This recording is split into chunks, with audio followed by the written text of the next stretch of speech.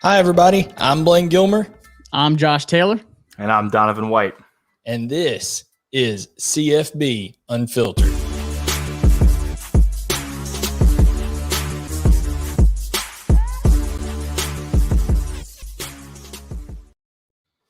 All right, guys. So, Josh, go ahead and tell them what we got coming up today.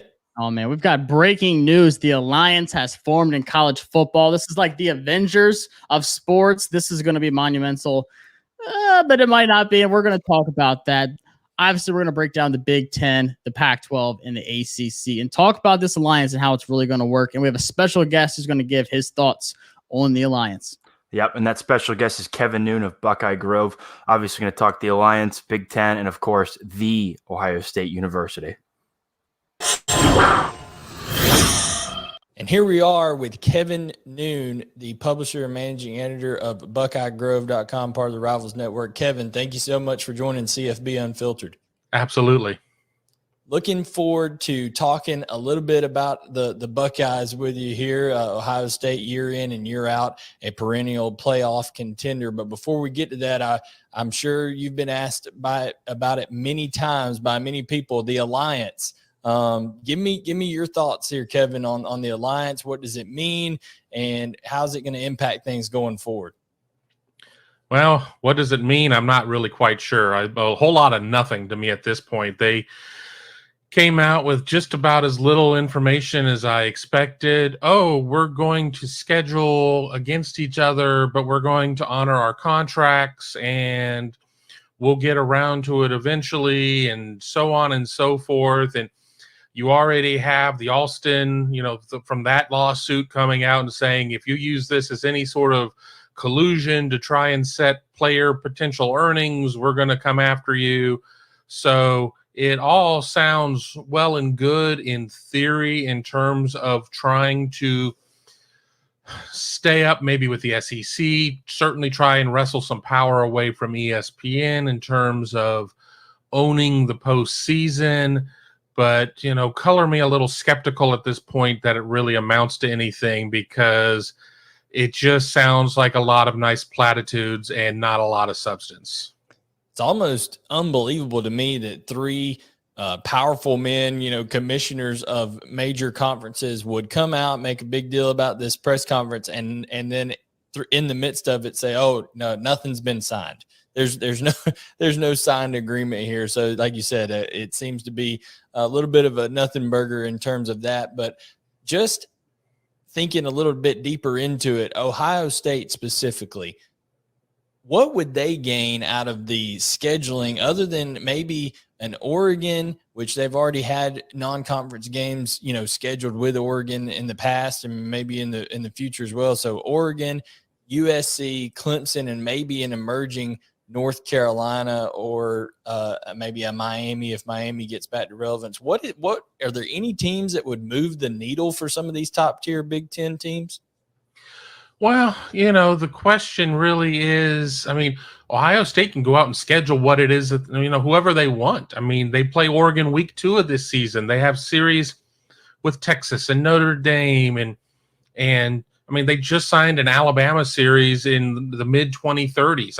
Ohio State has never ducked away from playing major non-conference opponents. In the 15 years that I've been with the site, I've seen them play Cal and Washington and Texas, and, the list goes on and on and on. So I don't really think that they gain that much. I think the biggest thing is that Ohio State doesn't want to see a college football playoff landscape, be it moving to 12 teams or whatever, where, I'm sorry, not sorry, where there's 5 or 6 SEC teams in it. Ohio State certainly is one of the big dogs outside of the SEC, and Ohio State needs to protect its interests.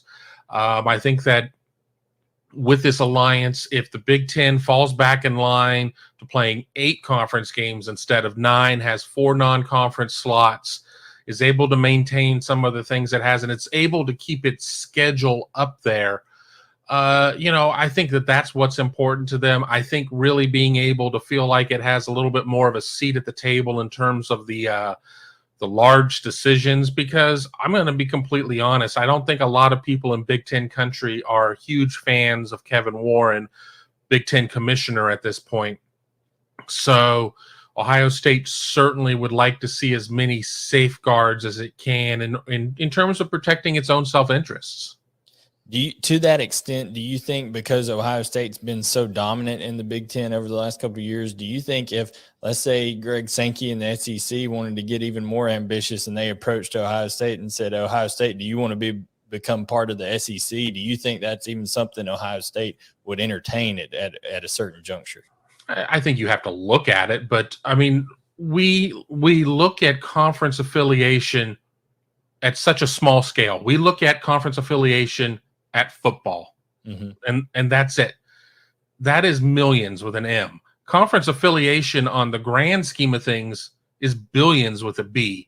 You have the Big Ten Academic Alliance, the BTAA, which used to be the CIC, which was the Council or Consortium on Institutional Cooperation, and that's the research and grants arm of where all of these research universities that are part of the AAU get federal dollars and whatnot in terms of conducting university business and research, and that's billions of dollars. So I think that the better chance of seeing major movement is if we just see a split off of football, and that we create super conferences in football, and whether or not it's the SEC plus a couple of other teams creates this super conference, or we see a couple of other super conferences. I don't know if you're going to see Ohio State really apt to move in a situation of where it loses the BTAA, where it loses that access to a lot of money in order to make another $20-25 million in terms of football. That certainly becomes penny wise and dollar foolish. As somebody who covers sports for a living, I'd love to see something like that. My wife went to Ole Miss. I've never seen a game in Oxford. I'd love to do all of that. I'm looking forward to some of these SEC series on Ohio State's schedule coming up around 2030 or whenever that is. We'll see if those stick. I mean, people don't forget Ohio State had home and homes with UGA and with Tennessee that were supposed to be happening around this time, and those series got dropped around 2012. But I don't know if I see a situation of where Ohio State moves away from the Big Ten just because it doesn't make sense in terms of the cost of doing business. You're absolutely right. And then, you have Kirk Herbstreit, a Ohio State alumni out here calling for, there to be one single commissioner that has power over all the Power 5 conferences. He was making kind of a media loop yesterday. So definitely there's a lot going on, and there could be a lot to look at in the future. Kevin, in terms of this year and this team with Ohio State, obviously they lost just as much as Alabama did, putting 10 draft picks in the league, a quarterback in Justin Fields that was phenomenal last year, and have CJ Stroud coming on board this year. What is it going to take for Ohio State to not, miss a beat? It seems like Nick Saban and Ryan Day are able to just reload and keep things moving on. Is that going to be your take on things with Ohio State this season? Ohio State certainly needs to fix its defense. Its defense was pedestrian last year, and Ohio State does not generally have pedestrian defenses. There are 90 programs out there nationally that would love to have that pedestrian Ohio State defense, but that's not what Ohio State fans are used to. Ohio State loses its top 4 linebackers, its starting 3, and its number 1 sub of Justin Hilliard. It loses some stuff in the back end as well of the defense in the secondary. So essentially the whole back 7 of the defense is going to be highlighted. And I think that's where the questions are going to be, as Ohio State week 1 opens at Minnesota, a conference game, and then week 2 is home against Oregon, and then really can kind of decelerate for the next 4 games. What Ohio State's going to be able to do there with CJ Stroud at quarterback, they're not going to ask him to be Justin Fields. It's sort of like the loss of Trey Sermon. You don't ask one running back to account for all of those yards, to do all of that by himself. It's going to be a situation of, okay, you're going to do this and you're going to do this, and we're going to hopefully account for all of that. So Ohio State's going to have some growing pains for what Ohio State is, maybe here week 1, week 2. I would not be surprised to see Ohio State with a young quarterback and going against a Minnesota team that was giving up about 207 yards a game on the ground last year to come out and ground and pound and run that boring style of 3 yards and a cloud of dust offense that people outside of the Big Ten love to rail on, and go in there and win a game 42-17 by just, ground and pound or whatnot. But, I think Ohio State certainly has the bodies to be able to do it. In a lot of positions, they're long on talent and maybe a little short on experience. But Ohio State probably has a top 3 national offensive line, probably has the best wide receiver room in the nation, and certainly has a great coaching staff. I think that, you put all of that together, there's a lot of pieces in there that are going to work to where Ohio State still trying to figure out its way for the first couple of weeks is still going to look better than 85% of the teams out there nationally that may already know what their path is. Covering the team as you do, who's maybe a player early that you see Ohio State leaning on the most to help some of those inexperienced guys? I mean, are they just going to be feeding the ball to Chris Olave, trying to, get him as many touches as possible? Or is there somebody else that comes to mind? And then the backup to that would be, are there any surprise players that you think emerge quickly here for Ohio State as well? I think they're going to be I think there are a lot of names I could list on offense, but the 1-2 punch of Chris Olave and Garrett Wilson at wide receiver are certainly very comforting. You're going to see Jackson Smith and Jigba coming out of the slot. Marvin Harrison Jr., the son of Marvin Harrison Sr., I think is a true freshman that's going to really come out there and just take over the scene the way that Jackson Smith and Jigba did last year. I think running back is going to be an interesting situation. Master Teague last year was coming off of an Achilles injury. Looked a couple steps slow, just did not have it. He's had a tremendous offseason from everything I've been told. Pictures of him from camp, just chiseled. Just really looks the part. Will he be able to play like that? Keep an eye on true freshman running back Trevion Henderson, member of the Rivals 100. I think that he's going to be somebody who's going to come in and wrestle away some carries along with Mayan Williams, who was somebody who had about a dozen carries, but we know how fans can sometimes be. They fixate and focus on the guy that might be the next guy up, and I think Mayan Williams is somebody there. Defensively, I think that Zach Harrison, so much of the defense is going to be predicated on him being able to take that next step. Everybody was hoping he was going to be the next Bosa brother or Chase Young. He's a captain now. The light bulb has gone off. And then a pair of true freshman 5-star defensive ends that have come into the system with Jack Sawyer and JT Tuimoloau. I think both of them are going to be poised for big years, especially with an injury to Tyler Friday that might cost him the entire season. Now, in terms of, as you mentioned, you mentioned some freshman names and things like that. Ohio State they're always recruiting at an extremely high level. They're always perennially in the top 5. I know they won a national championship in 2002 and 2014, but as most fanatic, as what fan is short for, fanatic, fan bases, things like that are highly invested in a program, it's kind of a what have you done for me lately? Even though they made it to a national championship game, I cover Georgia football on the Rivals Network, UGAsports.com. Kevin, just want to know how much of a parallel does there seem to be with the Georgia program, the Ohio State program? It seems like Alabama is that nemesis that you have to get over. They're both recruiting at a high level. They both have young head coaches that are seen as doing a very good job. But it seems like Nick Saban is just the thorn in everyone's side. And then, of course, the Justin Fields connection between Georgia and Ohio State. Is there just a lot of similarities between these two programs, even down to the colors? Yeah, throw some gray in the Georgia uniform. Ohio State certainly loves to wear a black alternate uniform here and there. But, yeah, there are some similarities. I would sit there and say when we're talking about Ohio State's nemesis, it's been Clemson as of late. Yeah. And Ohio State finally was able to slay that dragon after going whatever it was, 0-3 against the Tigers, and they were able to beat them pretty well in the Sugar Bowl in the college football playoff semifinals. But, yeah, both teams recruit very well. Both teams seem to maximize a lot of the times, and then Alabama certainly is an issue, but let's not forget Ohio State en route to its 2014 championship did beat Alabama in the college football playoff semifinals before beating Oregon in the championship game.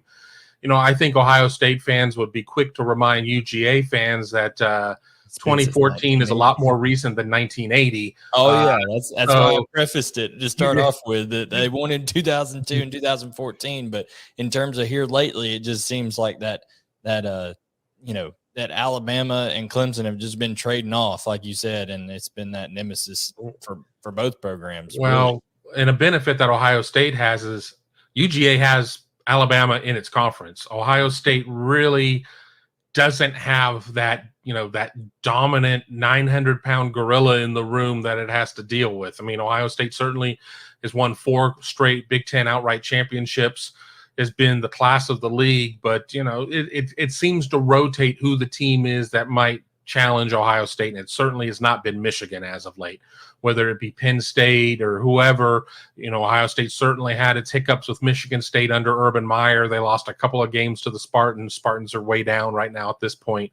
But I definitely can see a lot of similarities there. But I guess conversely, when I just look at Ohio State winning the conference on the regular, whereas UGA just has to end up going to Atlanta and then sees, Alabama lining up across the field or whatever, I think I start to see some deviation there at that point where, again, Ohio State certainly is in a less deep conference. I'll just put it that way.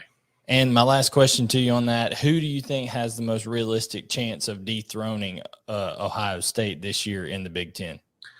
Funny, I just wrote something on that here on Thursday afternoon as we were doing some questions going into this season. Everybody's going to naturally circle to Penn State. Penn State had a real Jekyll and Hyde year last year. They go 0-5 to start the year, and then they run off and win their last 4. Looked pretty good down the stretch. Remember that they did it without Micah Parsons, who opted out for the year. They lost a couple of running backs, Noah Cain, Journey Brown, both out. I think Penn State is going to be a pretty good challenge. And then coming out of the West, a lot of people are picking Wisconsin. I'm picking Iowa. I'm thinking Iowa and Wisconsin are both going to be sitting there at about 9-3 at the end of the year.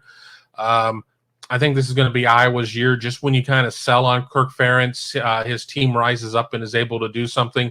But since the Big Ten went to geographical divisions and scrapped that stupid leaders and legends stuff, the Big Ten East is 7-0 against the Big Ten West in Indianapolis at the Big Ten championship game. So until I see otherwise, I'm not putting any eggs in the basket of the West. So I would say Penn State probably by a wide margin, and then maybe Indiana 3, Michigan 4 in terms of how the East is going to shape up. Fantastic insight from Kevin Noon, publisher and managing editor of BuckeyeGrove.com, part of the Rivals Network. Kevin, thank you so much for joining us, and look forward to maybe talking to you down the road sometime here on CFB Unfiltered. Absolutely. All right. So great insight there, as I said, from Kevin Noon. Really enjoyed talking to him, somebody that covers Ohio State each and every day. That's literally his job, folks, is he covers Ohio State each and every day. And in part of that, he is in tune with what's going on with this alliance and stuff like that. I've been talking to you guys for a week about how much I want to talk about the alliance. So I'm going to let you guys say what you want to say and kind of clear the floor out of it. And then I'm going to give my opinion, my humble opinion on the alliance. So we'll start with our Big Ten homer here, our resident Ohio State. You can see he's rocking he even put the Ohio State in our show notes tonight, guys. So, Donovan, the floor is yours, sir, on Ohio State and the alliance right now. Yeah, listen, I think the SEC over the years, most recent, has tried to big dog their way with the Power Five, right? And so I think in a way we agree, Blayne. I think that the alliance in essence is them kind of backing them in a corner and say, you're not going to have your own way, right? You're going to have your voice, but if you don't want to play with us, not literal sense, play. But if you don't want to play a game with us, then you can go sit in your own corner, right? So I think that's what part of the alliance is. Again, do I think there's much to it? That's to be seen. But I like the move to try and kind of keep the security and the voices of the Big Ten, ACC, Pac12 together, while the SEC tries a key word. I don't think it's going to be successfully to use their own voice while loud to outshine the other conferences. Josh? See, it's funny because I saw this on Twitter yesterday, and I told my boss about it. He's actually an Ohio State fan too. He's from Ohio. He said, yeah, I've seen this thing about the alliance. Like, how real is this? I said, well, the first tweet I saw was there's no written contracts. It is solely on trust. I said, that's about as real as it is. And he said, well, yep, that sounds about right. So I'm looking towards like the professional wrestling aspect of like who turns heel first and goes against the others. Like if Ohio State did say, hey, the SEC called, maybe we should listen to them and actually, go get that money in the SEC. And they joined up eventually, like 2030 down the line. I don't know, but I'm just waiting. It actually benefits the SEC because it makes them look bad. The Big Ten, the ACC, and the Pac12, they look desperate. And they like put like this long paragraph, but we're going to help the communities and this is going to be great for the schools and the finance. No, this is y'all saying we have to do something because the SEC now has Oklahoma and Texas, and say what you want about Texas, but Oklahoma obviously being one of the top teams. They possibly have 3 teams that are repeatedly in the playoffs over and over and over again. So to me, it's just a desperate move. I don't think anything comes out of it. And we'll talk about scheduling coming up here. Looks like, Ohio State, some of these Big Ten teams and Pac-12 teams play this year that might, shake things up. So we'll see. But I think it's a bunch of nothing. I think the SEC is supreme and the other conferences are saying, hey, this is all we've got. Now, Blayne, before you start, speaking of money, Ohio State's never going to the SEC for money. As the Big Ten, as far as I'm aware, is the highest grossing conference of all of them, not just Power 5. I just wanted to throw that out there. We got Longhorn Network. It's gross, all right. You said gross, right? It's gross. Now, hold on. Let me stretch out a little bit here because I've been waiting. I've been waiting a while. I'm ready to let loose on the alliance here. So here's what happened. The SEC was already like the fraternity in college that everybody wanted to be a part of, right? So they have, the best parties. They're always, in the know on everything. Everything is wonderful. Everybody's wanting to be a part of that group, that fraternity. And then outside over in the Big 12, 2 guys that were the coolest 2 guys in this rival fraternity decided, you know what? We want to jump ship. We want to go over here with the SEC in Texas and Oklahoma. And it totally just rocked the social society, of everybody around. And basically what happened is these people responded, meaning when I say these people, meaning the Big Ten, the Pac-12, and the ACC responded in the most passive aggressive way that you can by saying, okay, we're going to do something. But we're not really going to do anything because we're not going to sign anything. We're not already scheduling each other. Ohio State plays Oregon this year. Yep. Cal plays. Washington plays Michigan this year. So that's already happening. So what does that even mean? All this is doing is a way to try and prevent ESPN from getting further reach and becoming even more dominant in the college football space. They're trying to help Fox out. Also, all they're trying to do is now, and how crazy is this? So it was the other conferences other than the SEC that decided that they wanted to expand the playoffs, right? That was Greg Sankey made that clear when he went on the Paul and Five Mom show this week and said, hey, it was not the SEC's representative that brought up this expansion thing. And now people are coming back and saying, oh, now we don't want expansion. The alliance is, because I don't know what is going on with their thinking here. They've realized, oh crap, now the SEC has a chance to have 6 teams in the playoff. And, we may get 1 if we're lucky. So it was a lot of just absolute reactionary, like I said, passive aggressive stuff with the alliance. And I don't think anything's going to come out of it. Like Josh said, somebody's going to turn heel, and it's not going to be like even a good heel turn. It's going to be like when Stone Cold Steve Austin turned heel and everybody hated it. Like that's what's going to happen right there. So, I think the alliance is a waste of time, but we do, lucky for us, I think these conferences, if they stay in their own lane, in their own merit, and do things the right way and maybe shuffle some teams around, go cherry pick some AAC teams, bring in a Boise State or a BYU. Somebody sacks up and tries to go get Notre Dame and bring them in. I was getting ready to say they might lose out in all this. If they don't get picked up, they're like, we got to play USC, Ohio State, and Clemson this year. I'm looking at you, Big Ten, to go in there and bring them on over. Bring in Notre Dame, because that's where they belong. They belong in the Big Ten. That's where Notre Dame should be. The fact that Notre Dame even got this deal with the ACC, Kevin Warren and people like that should feel absolutely ashamed. Not that he shouldn't already feel ashamed for trying to be the Grinch that stole football Christmas last year, where he tried to cancel all the season and everybody said, hey, you're not getting away with that. This is America and football matters, and we're going to play football. So that's kind of what happened there. So anyways, that's my soapbox on the Alliance. Want to get into our conference breakdowns, but the way that we do it here, and if it's your first time here, this is CFB Unfiltered, a member of the Bleav Podcast Network, and we are streaming live here on the 365 Sports YouTube channel. So thankful to partner with 365 Sports. They have live shows every day. They got 365 Sports Live. They have Baylor updates, Baylor sports updates. So you need to make sure to subscribe, turn on notifications to get all the 365 sports content. As well, a quick plug for one of the fellow shows here on 365, The Hard Count, as you can see on the screen if you're watching on YouTube, The Hard Count with J.D. Pickell. He's a former Cornell football player, transferred to Baylor. Now he's doing his thing here on the 365 Sports Network, brings great takes, has a wonderful show over there. So make sure to tune into that. Yeah. So we love watching all his stuff as well. So now, guys, let's get into our segment. What I was going to tell everybody, we have 3 segments here on the show that we like to do. We talk about playoffs, we talk about Heisman Trophy contenders, and we talk about the big 3. And we're going to touch on the playoff contenders on each one of the conferences, ACC, Big Ten, and Pac12, as we get into Pac-12? it. Yeah, maybe Pac-12. But let's talk about some playoffs.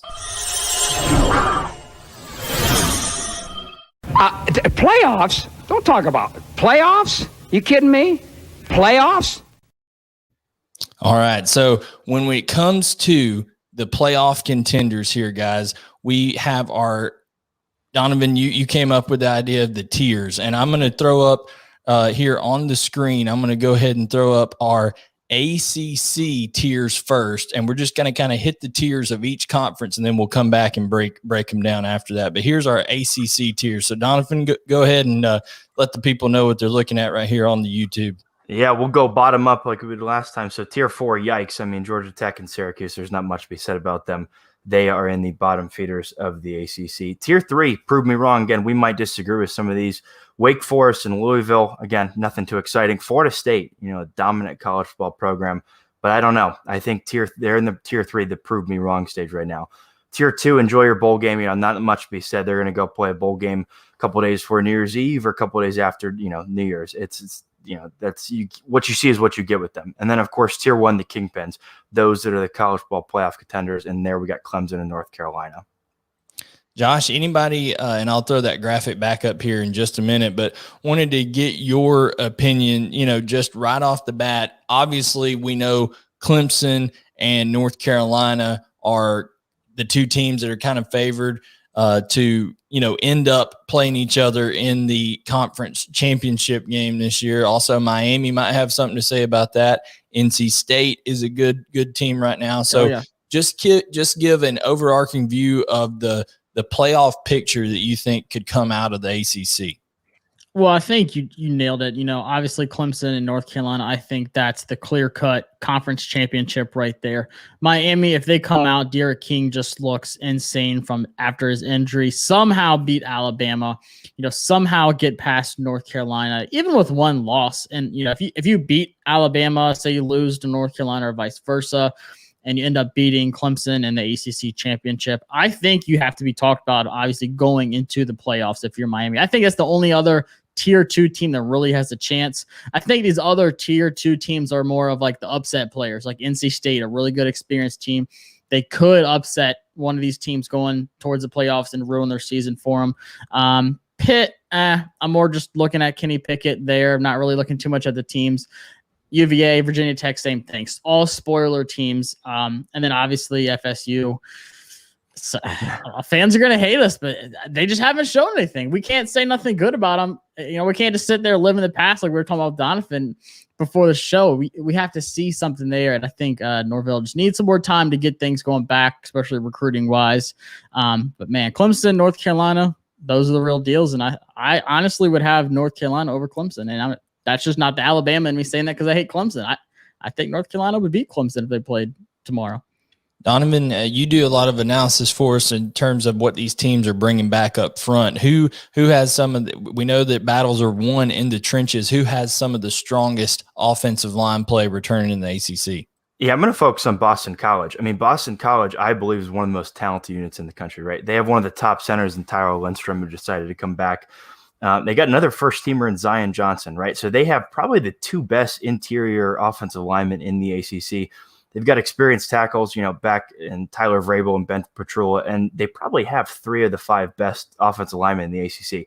I agree with what Josh said. They're not so much of a contender, right? They do bring, talented guys like Jalen Gill, the transfer from Ohio State. I'm not even going to attempt their quarterback's last name. I know his first name is Phil. Phil Dracovic. There we go. Love his game. He's a baller. He is, and he's got a great supporting cast, especially in the offensive line, and some weapons around him. I think Boston College, like you said, Josh, isn't, they're in the tier where they're not Kingpin, and they're really not one of the teams that can escalate to a Kingpin, but they can play upset alert against one of those Kingpins. They played Clemson really well last year. That to me, that was one of Phil Dracovic's best games. And then Zay Flowers, one of his favorite wide receivers, coming back. And like you said, Jalen Gill coming transfer over from Ohio State. They've got some weapons. This isn't like the old boring Boston College where they're going to run the ball with A.J. Dillon like 40 times a game a couple of years ago. Like, this is an actual squad, and I love Phil. He was one of my top 5 sleeper quarterbacks in the entire Power 5 conference this season. He's the guy I'm watching closely. Puts up big numbers. They're really changing that offense at Boston College. So don't sleep on them. Like, they can absolutely be right there with Clemson again this year. They played them really close last year. Y'all are talking a lot about Boston College. Here's the team that I think can end up being the proverbial fly in the ointment, so to speak, here in the ACC. And I'm going to go with the Wolfpack of NC State. And the reason for that, throw the Wolfpack up there. But the NC State, I'm going with they have 19 returning starters. Not only that, they return 95% of the production on their offense. They are returning a ton of production on their offense. I mean, it is a very, very good situation for NC State coming out. They get Devin Leary back, a dual threat quarterback. He broke his leg last year, 4 games into the year. He's back. He's 100%. They have guys, 3-year starter, I think, is Gibson up front at the center position. And then they have a tackle. I can't pronounce his last name, Nwoku. Nwoku, that's going to be coming back. 2 guys that could be all conference, even all American type candidates. So 10 guys returning on defense. I mean, that is phenomenal when you have that. And guys, we'll talk about more about a matchup with them on coming down the line once we get to the big 3. But just pay attention to NC State. I think that's a team that you need to watch out for, other than the obvious, Clemson and North Carolina. Now, guys, let's touch on, here we go, Donovan, your favorite, the playoff picture, what it looks like coming out of the Big Ten. Let's roll. Again, Tier 4, Michigan State and Illinois. I still think they're a little, they have some of the recruiting talent, but Michigan State's still early under the new coaching era. In Illinois, I don't know. There's not much potential with them. And Tier 3, prove me wrong. There's some interesting teams in here, right? I think Minnesota and Maryland are the 2 most interesting ones. And we'll get into Minnesota a little bit, but, they got a talented quarterback, Tanner Morgan. They've got one of the top running backs in the country. And Maryland, again, I'm not even going to try and say his name. Tua's brother. There we go. Baby tackle Viola. There we go. Josh is the Bama family expert, right? So we got Tier 3. Prove me wrong with those guys. Michigan, I only because I have respect for them as a rival. They're not in Tier 4.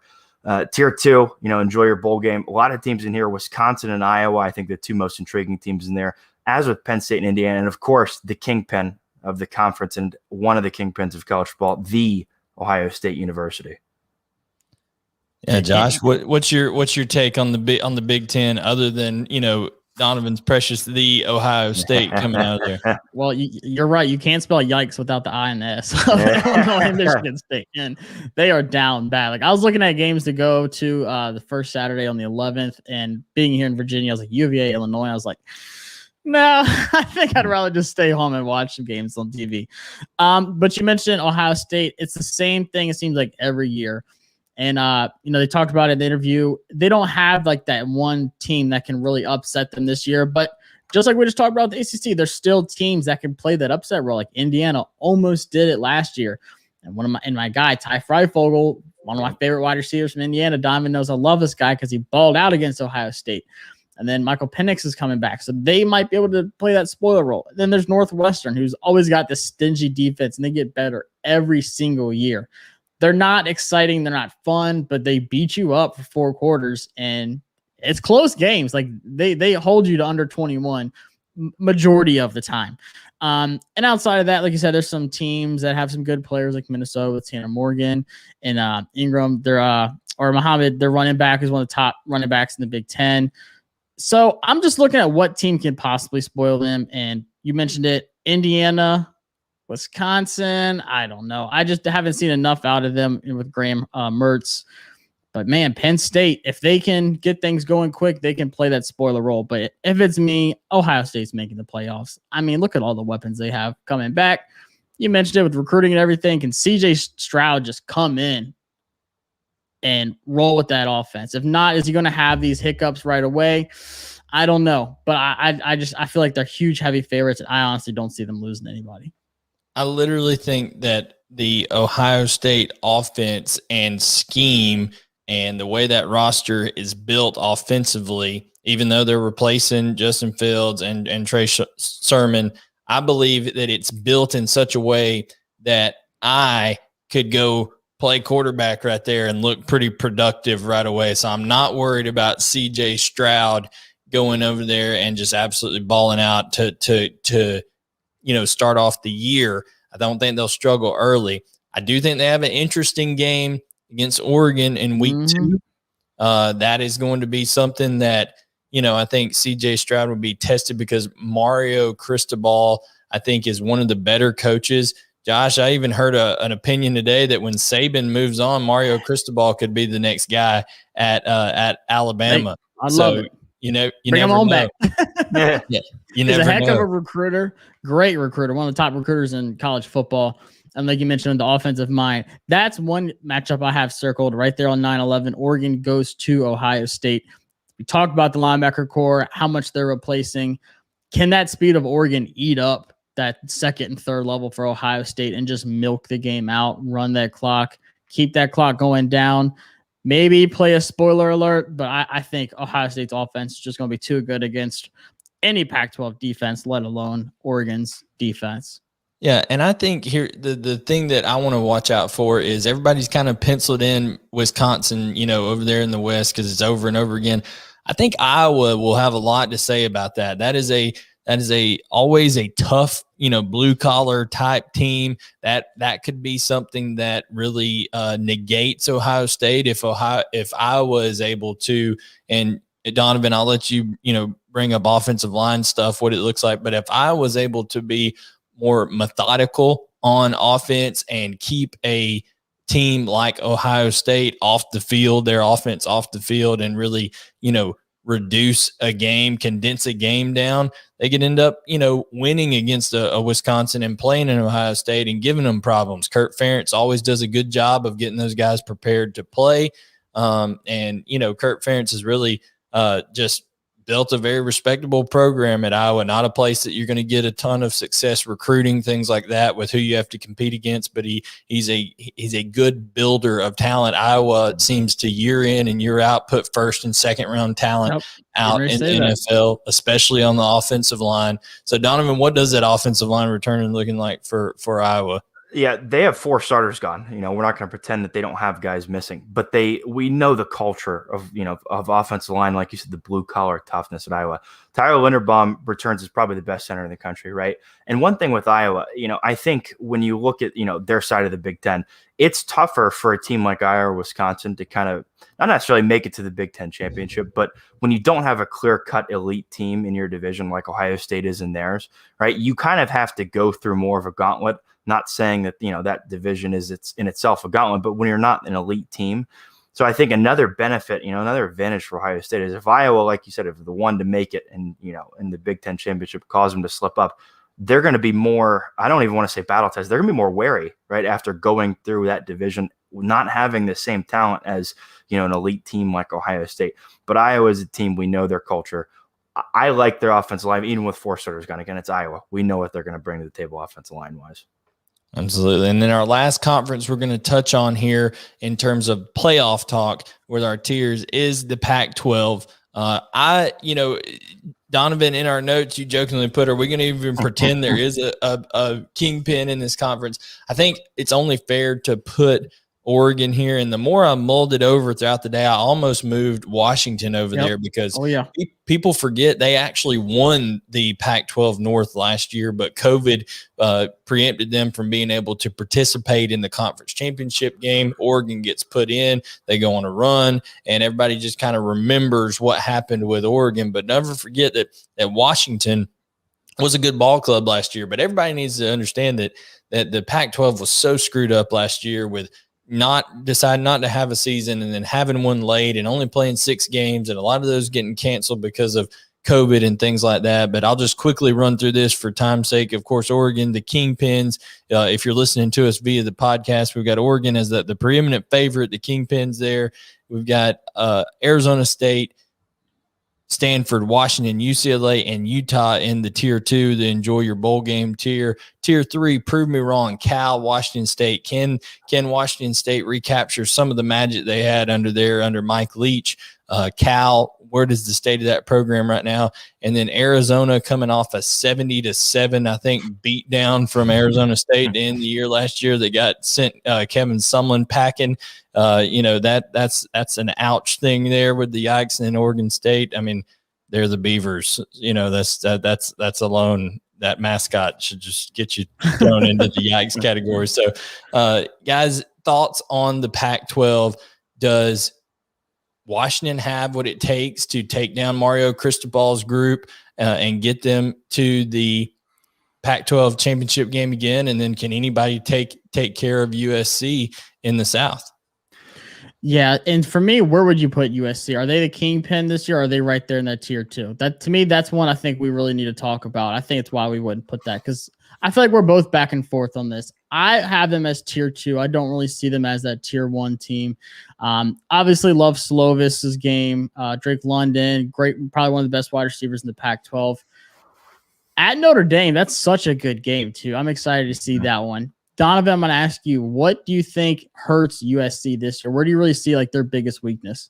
Yeah, I recently read a quote earlier in the week from their head coach, Clay Helton, where he said they were playing around with their offensive line matchup, or their offensive line starting lineup, specifically at left tackle, right? Where he said that they had mixed between 3 to 4 guys at left tackle. USC needs to not kid themselves. They are not talented enough to bet on Kedon Slovis's health by playing around with their starting offensive line, especially their left tackle, just a couple weeks before the season, right? They're talented, right? Like you said, Kedon Slovis is one of the, top quarterbacks in the country, right? I mean, he's a good player, and it doesn't hurt them that they play in the Pac-12. But I think, I don't know what it is about USC. We know they're a blue blood program. They really are. But, I think Oregon's probably their biggest, stopgap in terms of in this conference, at the end, keeping them from going up into that tier 1. I'm going to go on a limb and say Washington wins the Pac-12. Not only because they do have this Big Ten team in Michigan, who I think they can beat, I'll say convincingly. I don't think that's going to be too close of a game. I think Michigan's down bad. But you have one of my favorite tight ends in college football, Cade Oten, who comes back. And it was such a weird year, like you said, Blayne, with COVID last season. I mean, they played 4 games.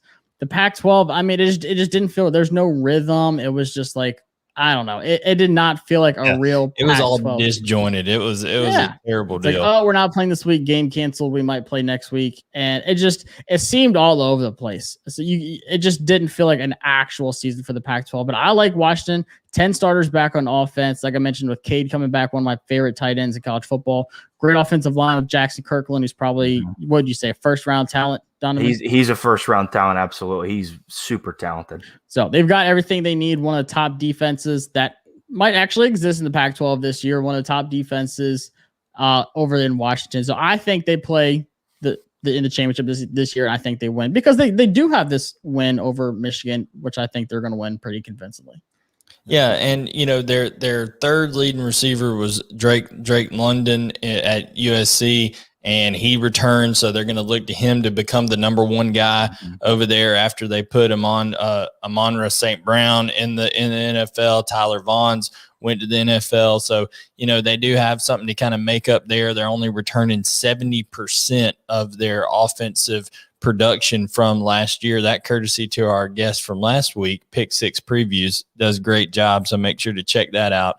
But guys, just looking at this USC team, this is do or die for Clay Helton. I mean, Clay Helton has been on the hot seat and he's been fired and unfired like 5 different times. It seems like, they've been playing, PR limbo over there, trying to figure out what's going on with the future of their program.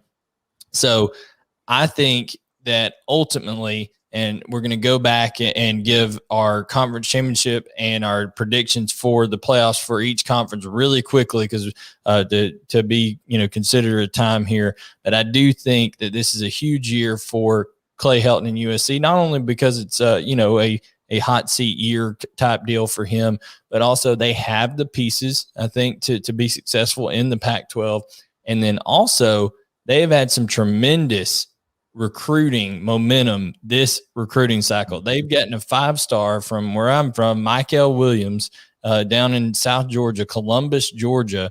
That doesn't happen. I mean, you don't pull 5 stars out of Georgia and they're in the running for Christian Miller, a 4-star from Atlanta defensive lineman. So they're really trying to start to make, and I think NIL has a lot to do with that. They have, right there in Los Angeles, they have a lot of possibilities with NIL there. So if they were to catch fire early and they were to have some success, they could, add upon that momentum they have in recruiting, because guys, look at what they open up with. San Jose State, Stanford at home. That should be a win. At Washington State should be a win. Oregon State win.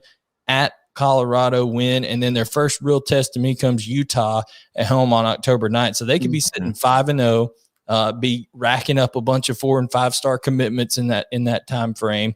So really big year for USC. So yeah, Keontae Johnson comes over from Keontae Ingram comes over from Texas to the running back, and then they got a wide receiver from Colorado, Katie Nixon, I think was his name. So they recruiting well, and they're getting transfers too. No doubt. So let's real quick. We'll go conference by conference. Are we all in agreement that it's going to be North Carolina and Clemson in the championship game? Yep. North Carolina wins too. You're taking North Carolina? Yep. Donovan, who are you taking? I'm taking Clemson.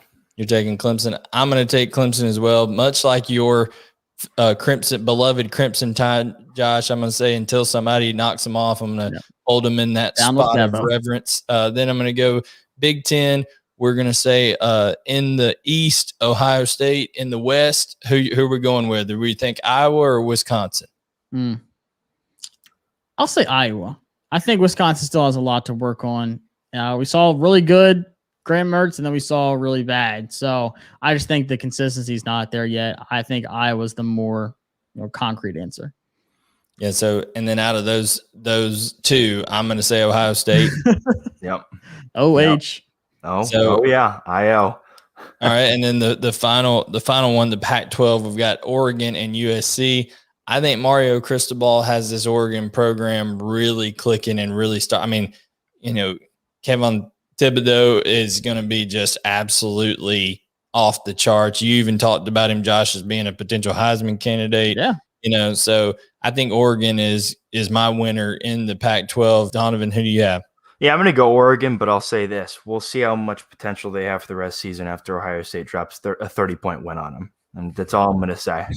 I think I said 30 burger. It's going to be a 50 burger. 30 point win, I'll say. It's going to be tough for them. I'm going to go against the tide. No pun intended with Alabama. I'm going to say Washington. I really do think they will do enough this year to win the Pac-12. So you think they would have to preempt Oregon from even getting to? So you think Washington takes care of Oregon? Interesting. I think so. That's why you watch CFB Unfiltered, guys. We're giving you all the takes here. So now that we've talked about playoffs, guys, it's time to hit our Heisman candidates for the ACC, the Big Ten, and the Pac-12.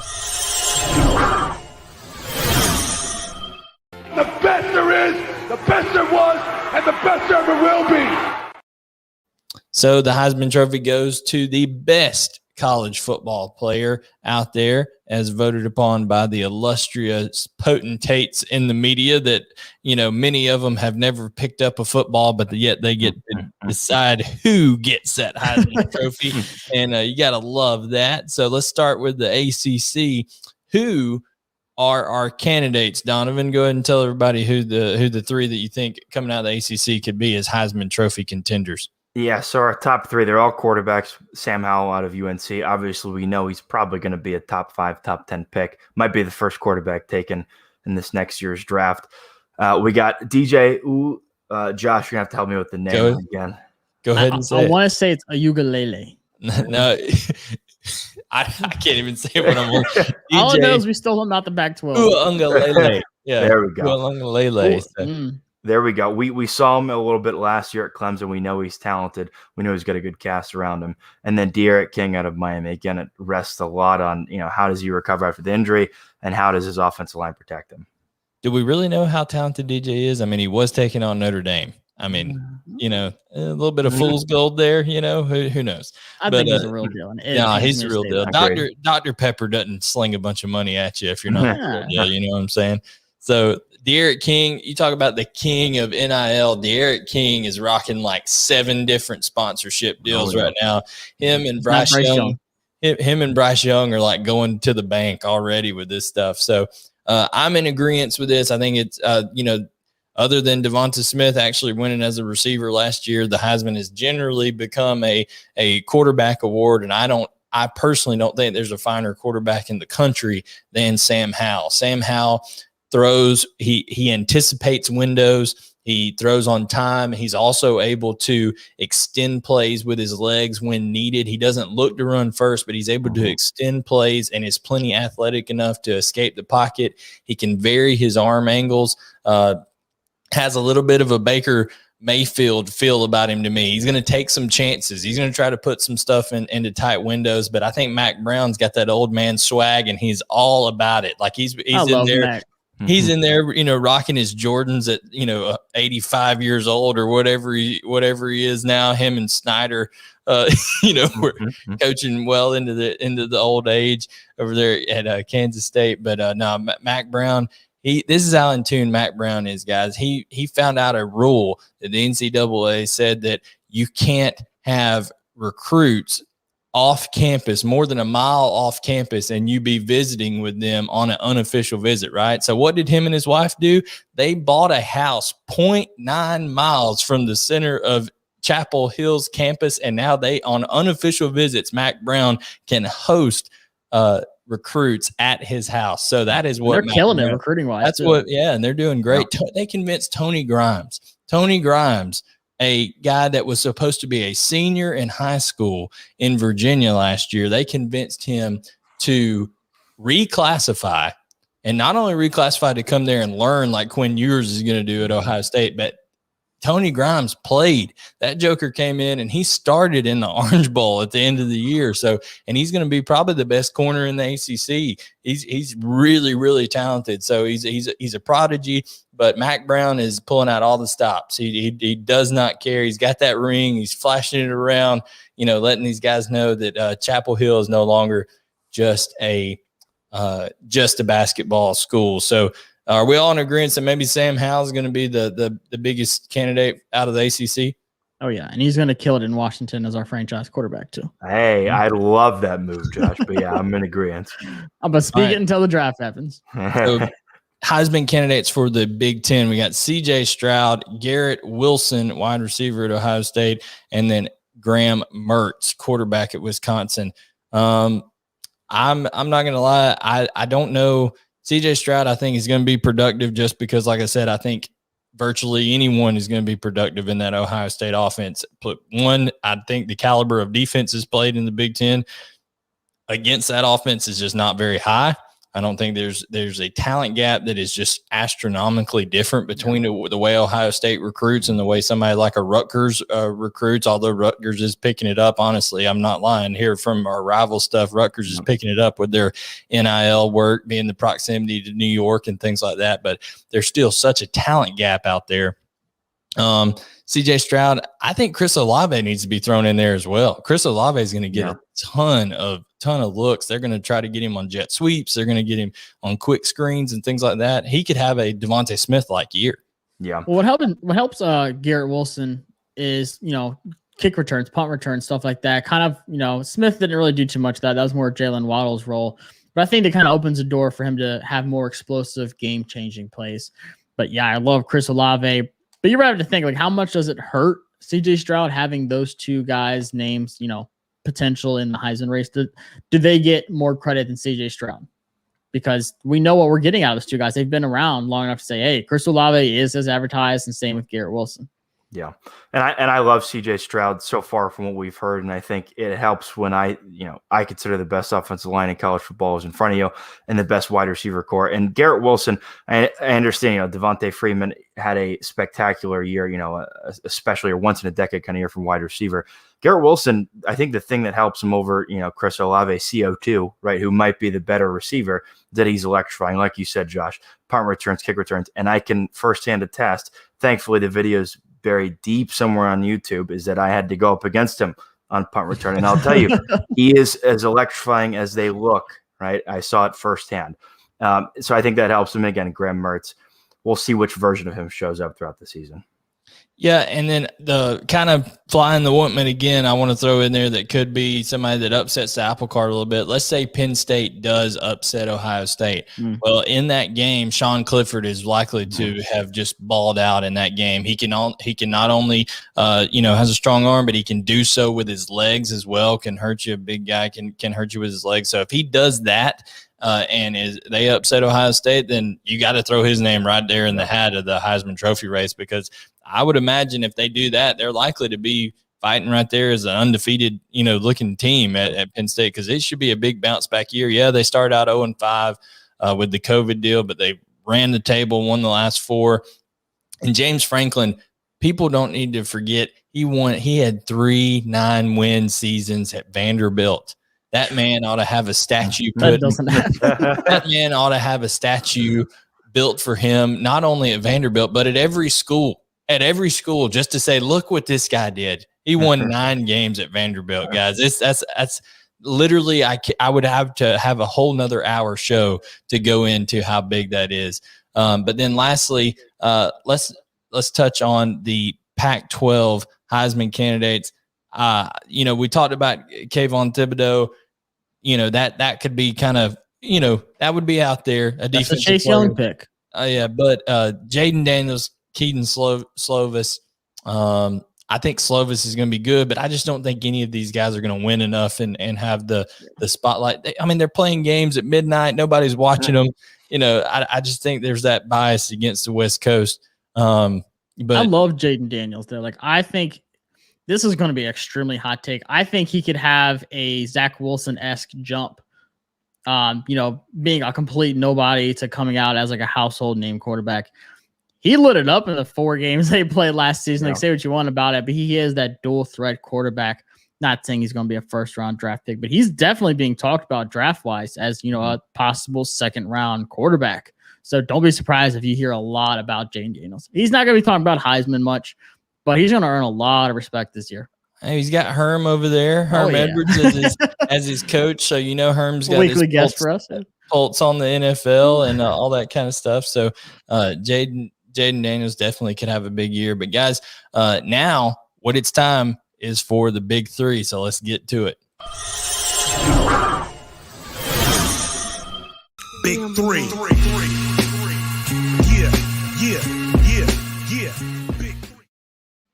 Little homage to Ice Cube and Dale Earnhardt, the number 3. So special there. So always love that part of the show here. But guys, let's our big three. We're going with the best 3 games in each conference and the best 3 individual matchups. So, like I said, just getting around that hour mark right here. So we're going to try to run through these for you here, but we do want to do justice to each one. So let's start off in the ACC. I'm going to run through the games, and then you each tell me something that stands out to you.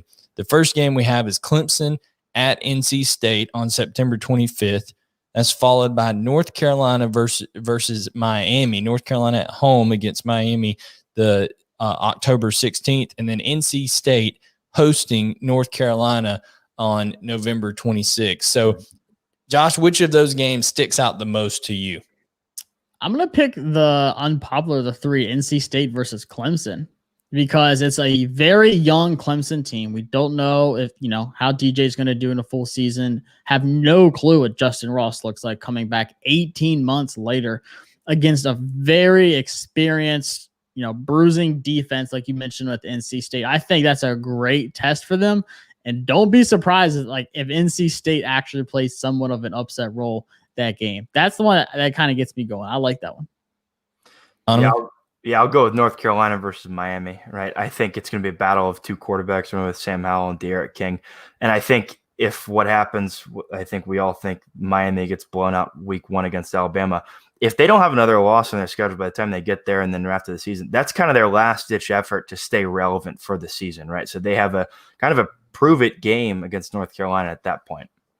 Yeah, that one definitely that has a major impact right on who plays against a Clemson team in the conference championship game. But I think what is interesting me, I'm going to piggyback off of yours, Josh. So let's say NC State at home were to upset Clemson, right? Then how important does that game at the end of the year become against North Carolina? And also think about this. If NC State upsets Clemson and runs the table, they could play North Carolina in the last game of the season and then have to turn right around and play them again in the conference championship game. So you talk about, right there on the Tobacco Road with NC State and North Carolina, going after each other right there. It could be some crazy stuff in the ACC if that were to happen. So those are the games that we think there. Now moving down to the Big Ten best games, we have Ohio State, Michigan on 11/27. I guess Donovan just put that because, the game, the greatest rivalry in all of sport. That would be the Iron Bowl. Stop it. Stop it. I didn't see y'all's documentary. Oh my Ohio State and Indiana, the documentary was just like, Jim Harbaugh crapping his pants in a Walmart parking lot or something. I appreciate that. Ohio State at Indiana on October 23rd, and then Wisconsin versus Iowa October 30th. I think that October 30th game, Wisconsin-Iowa, is just going to be an all-out dogfight. Yeah, I think it's going to be it's going to be a matchup in the trenches, and it's going to be a classic, not just Big Ten game, but just a classic football game, and it could decide which one of those teams does go and play Ohio State in the Big Ten championship. Josh? I'm going Ohio State, Indiana. The Ty Freifogel redemption game. He balled out last year, and it was such a close game. I want to see Michael Penix just put on a show. I am pulling for Indiana so hard this game. I know Ty Freifogel is going to be at Mobile, Alabama for the Senior Bowl, and I'm looking forward to seeing this guy in person. I love his name, and I love how he plays football as a wide receiver. Just go rewatch that game later on tonight or tomorrow. Just go watch Ohio State, Indiana last year. It was so back and forth, but Ty made so many big plays.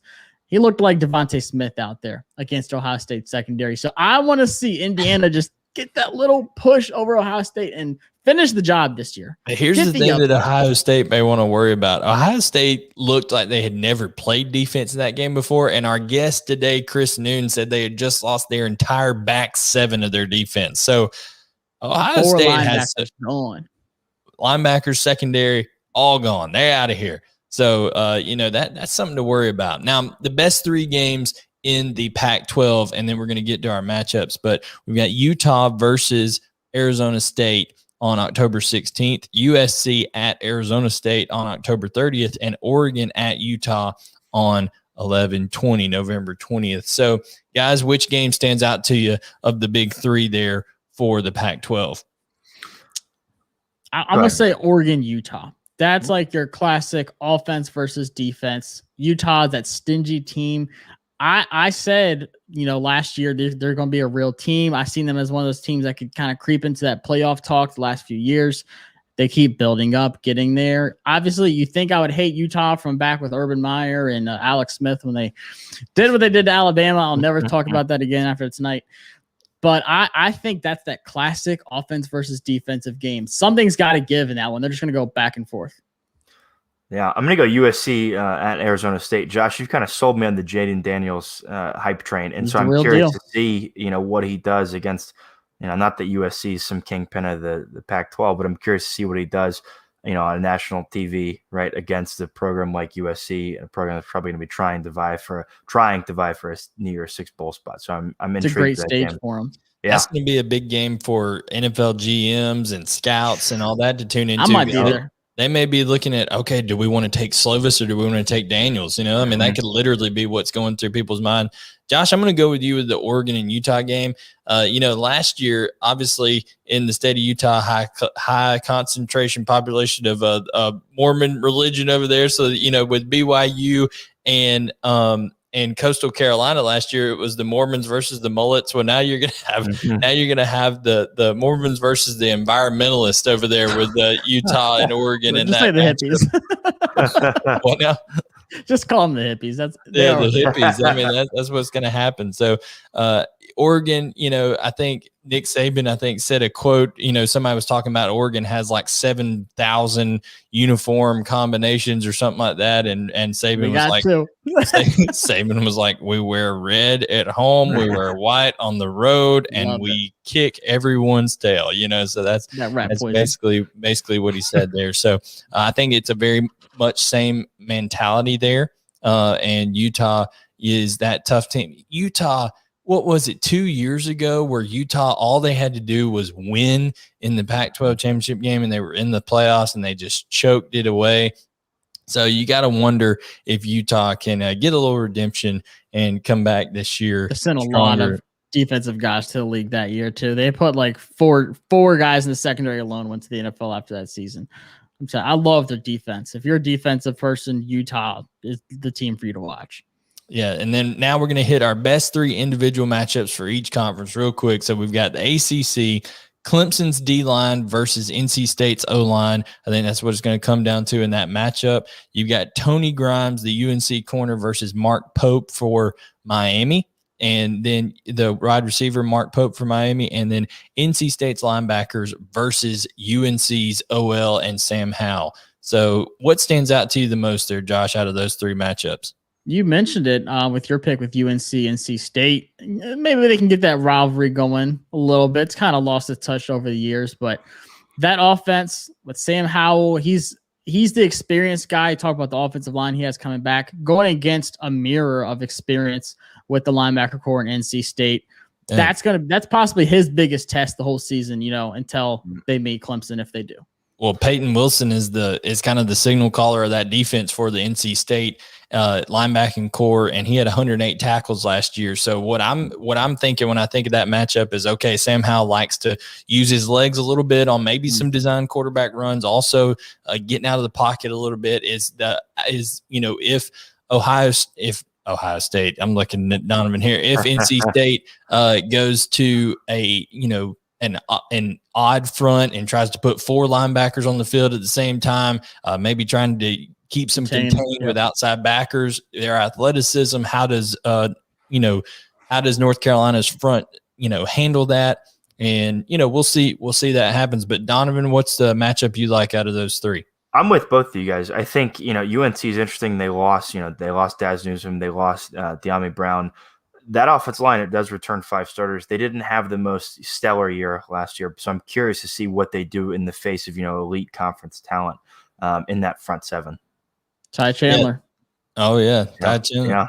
Then Ty Chandler, coming from Tennessee over there, so he's left an absolute dumpster fire to go have a little success over there at North Carolina. So smart man. I mean, that's a business decision right there. So best matchups in the Big Ten. Now we got Iowa's offensive line versus Wisconsin's front seven on defense. Cornerback Seven Banks. I mean, his name's Seven. That would make George Seven, as in Ty Freifogel is going to score 7. That'd make George Costanza really proud right there. Seven Banks versus Ty Freifogel, and then CJ Stroud versus the rest of the Big Ten. I think what intrigues me the most is that Freifogel matchup. I just wonder, Freifogel is going to be feeling it after having all that success there. Is Seven Banks able to stop him? Yeah, I like Seven Banks a lot. I mean, he's not the guy like typical Ohio State corner. Yeah, he's not the typical Ohio State corner path. No. Well, maybe the last year. I hope he is. Sean Wade. Yeah, I mean the year before.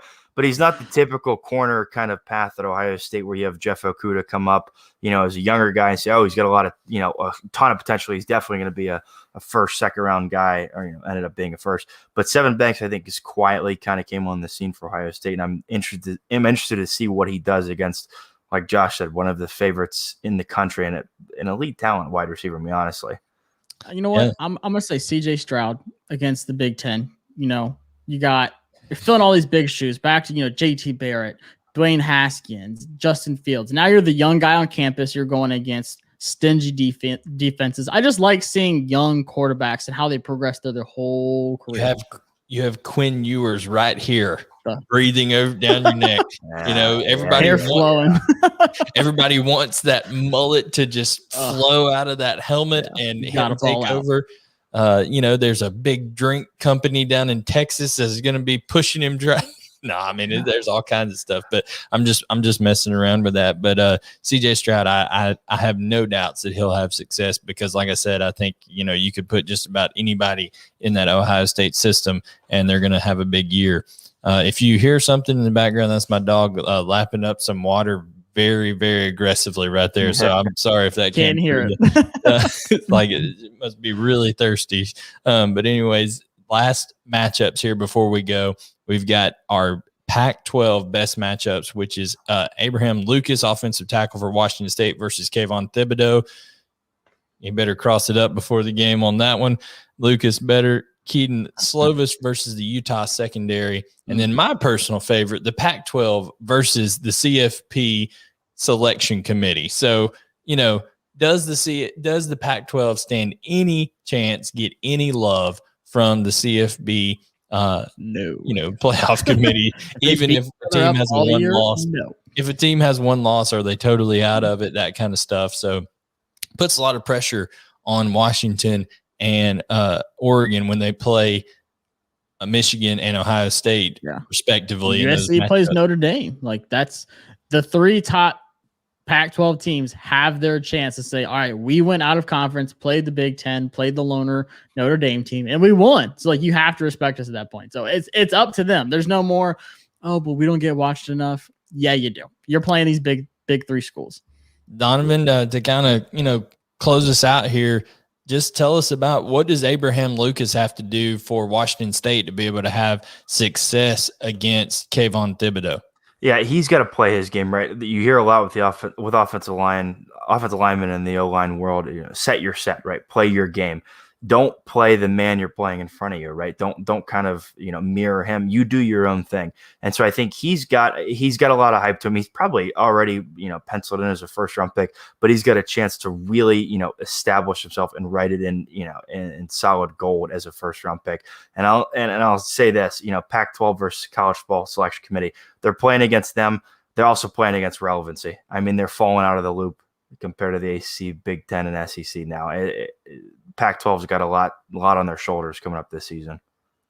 Absolutely. This has been another episode of CFB Unfiltered. For Josh Taylor and Donovan White, I'm Blayne Gilmer. Make sure to subscribe to the 365 Sports YouTube channel. Follow us on Twitter using @CFB Unfiltered. And each and every Thursday night throughout the season, 9:00 p.m. Eastern Standard Time, we will be on here. So thank you so much for joining, and we'll catch you next time.